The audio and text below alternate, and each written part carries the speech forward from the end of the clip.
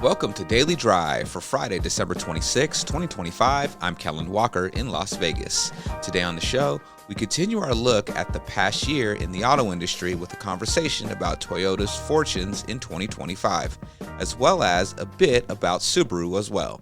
I'm joined by Automotive News Toyota and Subaru reporter Larry Vellequette, as well as Atlanta Bureau Chief Urvaksh Karkaria. So, Larry Legend, compared to other automakers, Toyota was pretty quiet in terms of splashy announcements. In your mind, what were the highlights in 2025?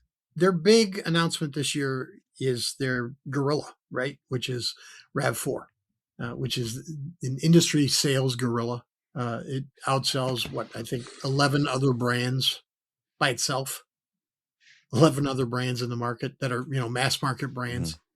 RAV is a monster. It's going all hybrid. It's going to start. The production has already started. They're doing it across different plants in Japan and Canada and the US, trying to get the volumes right. They're going all hybrid, and then plug-in hybrids are going to be available nationwide. They were confined to ZEV states. So you're going to have plug-ins that are going to represent, they think, about 20% of the total volume, which is a huge uptick compared to what they were. They were, pretty rare. Otherwise, when they were called Prime, which was stupid. But they got rid of that, and now it's just the RAV4 plug-in hybrid. That's the big rollout. It's going to come right after the first of the year. They'll start rolling into dealerships, and it really is. It's a nice package, and for Toyota, that's really all they had to concentrate on this year, which is okay because they have to get that right. They cannot screw that up. How has this year been for sales and financial results? Sales Toyota is killing it with their hybrids. They're killing it overall. They're doing it with the industry's lowest inventory, the fastest turn rate in the industry, which if you're a Toyota dealer, you are living in manna right now. You are making money hand over fist. And it's even better if you're a Lexus dealer, because Lexus is on the cusp of, as we record this, on the cusp of its topping 350,000 sales in the US for the first time. And to go along with that, record dealer profits. Every Lexus dealer is making more money than they know what to do with. Larry, how are they doing this? Like, what is it that Toyota, Lexus, just in general, is doing that other brands just aren't adopting and doing? Because it's like they're doing something right that everyone else just isn't doing. I can tell you, I can point to exactly the point why they're doing this. Right out of COVID, right? They made a conscious decision to look around and say, hey, you know what? Everybody's doing really well right now. And why are they doing well? They're doing well because the inventories are tighter. Their dealers don't have all these carrying costs. And because the inventories are tighter, we don't have to do incentives. Everybody's making more money. That's why the entire industry had record profits in 21 and 22. Coming out of it, Toyota said, hey, you know what? Let's do that.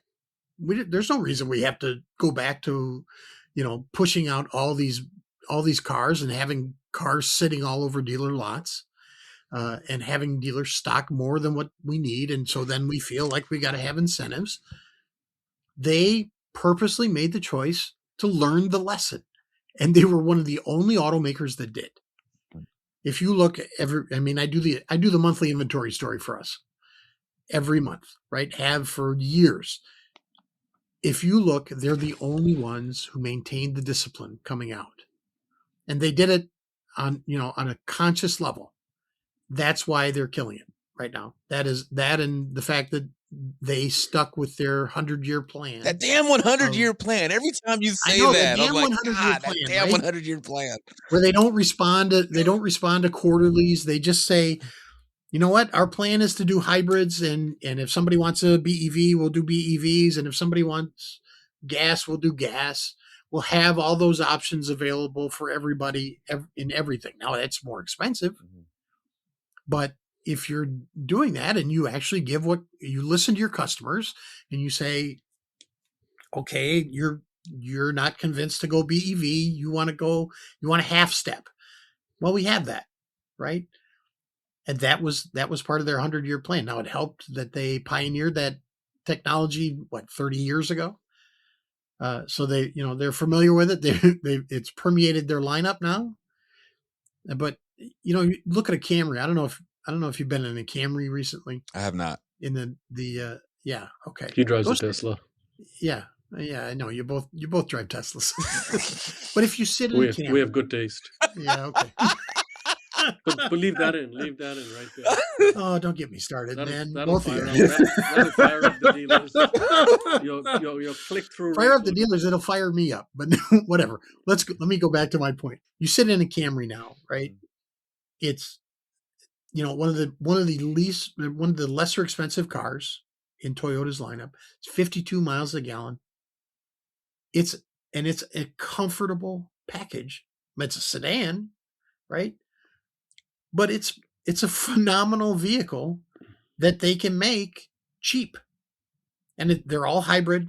So you get that 52 miles a gallon that comes in an all-wheel drive option if you want that. It comes in a plug-in option if you want that. They deliver that, and it works. We'll take your word for it. Okay, Yeah. Before you move to the manufacturing, I want to ask you a question. This might be good. I'm sorry, Cal. I don't mean to hijack. No, go ahead. Go ahead. Be a good. Does Japan need 3 automakers? Does the world need all 3 Japanese automakers? Maybe that's the question. No. I wish it was only 3. You forgot about Mazda and Subaru and Mitsubishi. Yeah, but Mitsubishi. Well, Mitsubishi's a rounding error for everybody, right? Suzuki. Okay, no, right? I mean, which isn't even for sale here anymore. Okay, maybe you talk about the US. But all I'm trying to say is, do we need a Nissan in addition to a Toyota and a Honda? What does Nissan bring to the table that differentiates them? Well, it depends on if you run a rental car company or not. Damn. Dang. Right? I mean, hey, just go drive through the thrifty car lot. Oh man, it's packed full of them. And see what are in there. This is crazy. Last time I was just recently in LA, and I need to get my rental car, and I'm at Avis, and I saw a lineup of Nissans, and I'm like, whoa, there are a lot of these. But it's noticeable, right? Like you go to a rental lot, you're like, oh, there's rental cars, but then you notice when you see a lot of a certain nameplate. The Dodge Charger. And again, this comes back to the whole Nissan's, mistaken strategy of pushing volume, whether it was because they needed to keep their factories pumping, and they were like, "That's not how we sell the cars. Is not our problem. We're just going to make that the dealer's problem." Yeah, well, and you look at what I don't think most people realize this, right? When do automakers get paid for their vehicle? Yeah, exactly. They get paid the second it leaves the factory door. Right. Their customer is the dealer. Yeah. Yeah, their customer is the dealer, but their customer is also the rental car agency. Yeah. Right? And they need, if you're an automaker that's struggling for cash, and this is exactly, to my earlier point, this is exactly what GM and Ford and Chrysler went through, right? If you're struggling for cash, what do? You ramp up the factories and you crank out the vehicles no matter, and don't really care where they go. And then you stuff them wherever wherever you can find a place for them, whether that's rental car places or on your dealer lots, delivering them midnight, so that the dealers couldn't sign for it. That was an old Chrysler trick during the bad times. Everything that these guys do, if your vehicles are on the rental car lot, you're hurting your customers. Theoretically, right? Because you're putting more vehicles in than what the retail market can stand. You're lowering the residual values, hurting your residual values. And if you're an automaker that needs money, you do that because that's how you keep the doors open. Maybe Carlos Ghosn's legacy needs to be as the savior of Nissan. Maybe that chapter was not already written, and maybe he saved them in that moment. But then he also set them up for their current challenges. Yeah, that piano box wasn't big enough, was it? Yeah. Coming up, we'll talk more about Toyota's electrification strategy throughout 2025, as well as about Subaru's year in 2025. That's next on Daily Drive. Toyota opened its first U.S. battery plant outside Japan and North Carolina with a $13.9 billion investment producing batteries for hybrids and EVs. What is that going to mean for its U.S. strategy going forward? So this is an interesting point, right? They did this obviously several years ago. It is just now coming online. It's 7 plants, all in this one location in Liberty, North Carolina. And luckily for Toyota, they can switch between hybrid batteries and plug-in hybrid batteries and what they're building. What's funny to me is that if you look at the criticism that Toyota got late in the Biden administration from folks like Public Citizen, you criticized Toyota for not jumping in, not going in all EV, right? Why aren't you EV? Your cars are boring. Your cars are, why aren't you Tesla? And all those other automakers were chasing Tesla's valuations, their stock valuations, right? Why can't we be Tesla? Why can't we be Tesla? Look at General Motors. Look at all the commitments that everybody made. We're going to go 100% EV by X, right? But now, as all these other automakers are pulling back hard on their all EV plans, Toyota is still actually coming out with EVs.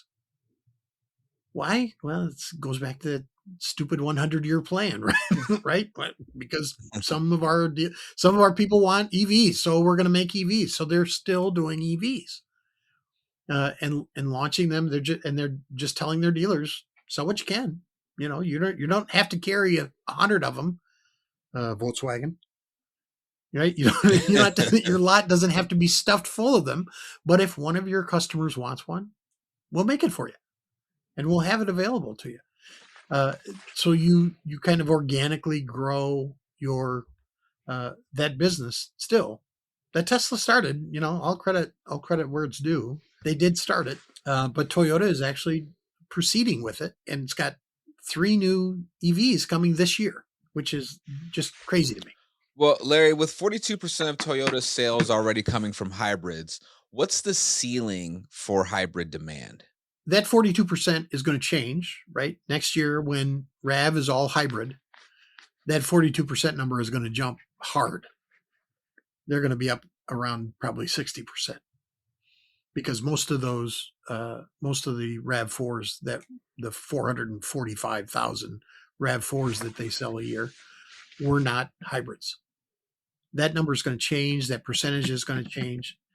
So you've got Camry all hybrid. Camry is going to be all hybrid. RAV4 is going all hybrid. You're going to see other vehicles go all hybrid, because it, from a functional standpoint for customers, they want to, they want to, who wants to pay more money to oil companies, right? Purposely.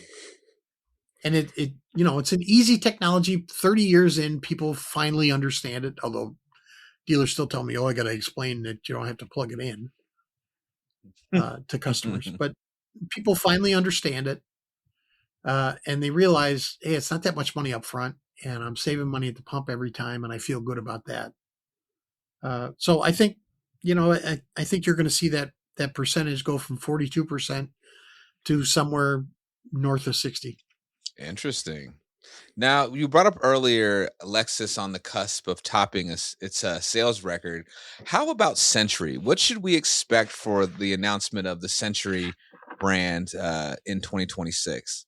There's 2 sub-brands. One is Century, and the other one is GR. They're coming in 2027. So we're going to have a little bit of time before they show up. Yep.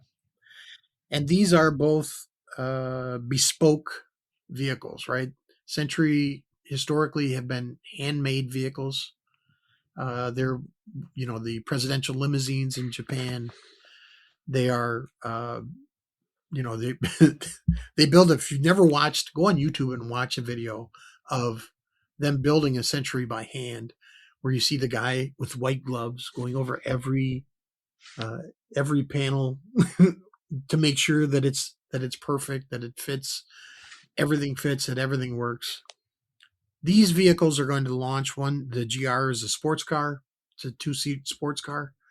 And then the return of the Lexus LFA as a EV, that's kind of exciting, right? Right now it's a concept, but it's coming. And then Century is going to be, we're not sure yet what vehicle we're going to get at first. I would imagine it's going to be the Century SUV that they showed in Tokyo. I think for Lexus dealers, it's a subset of Lexus dealers that are going to sell these, not every Lexus dealer. It's an opportunity. It gives them a halo vehicle that Lexus really never hasn't had since the LFA. And they only had 500 of those globally. These are going to be in a little more volume. I haven't had anybody explain to me how they're going to do global, hand-built global vehicles. So I haven't had anybody explain to me how the volumes are going to work yet. But I think if you're a Lexus dealer, you're very excited about that prospect. So Larry, you also cover Subaru. What's the biggest thing going on with them right now? Well, Kel, from the product standpoint, it's the redesigned Outback, which is in their triumvirate of popular products along with the Crosstrek and the Forester.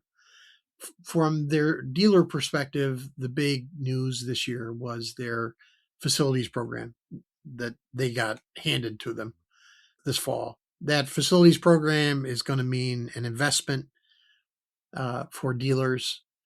The good news is that Subaru has decided that to work with the dealer council to make sure that they don't have any issues. When it first launched, there were some, I got some complaints from dealers who kind of got caught flat-footed just catching up to the last facilities program and found that they would soon be out of compliance because of that.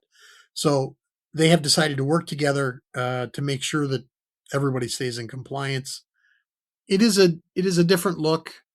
It's part of Subaru's attempt to kind of grow up a little bit, to grow out of the, it was a niche player for a very long time.